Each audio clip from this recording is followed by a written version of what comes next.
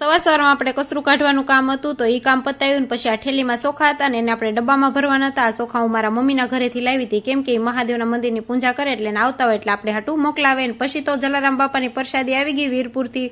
સરસ મજાની પરેશે ખોલ્યા. ત્યાં તો બોક્સમાં પેંડા હતા અને પરેશના ફ્રેન્ડ ગયા હતા વીરપુર જલારામ બાપાના દર્શન કરવા, તો આપણા માટે મસ્ત મજાની પ્રસાદી લેતા મેં સાયખાન તો કાંઈ ઘટે નહીં એવા પેંડા હતા.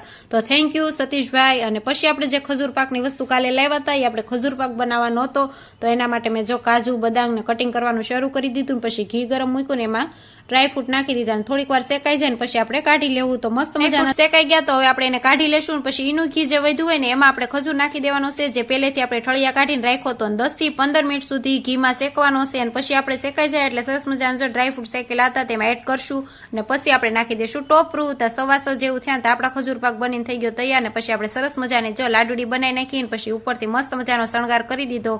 થોડીક વાર થઈને આપણે આવી ગયું દૂધ. તો અમે તો ગોવાળનું દૂધ બંધાવેલું છે, તમે બાટલીનું કે ગોવાળનું તે કોમેન્ટ કરજો. પછી મને 2 દિવસ થઈ યાર એટલું બધું માથું દુખે છે ને, તો મેં કીધું કાલ તો દવાખાને જવું પડશે એવું લાગે છે.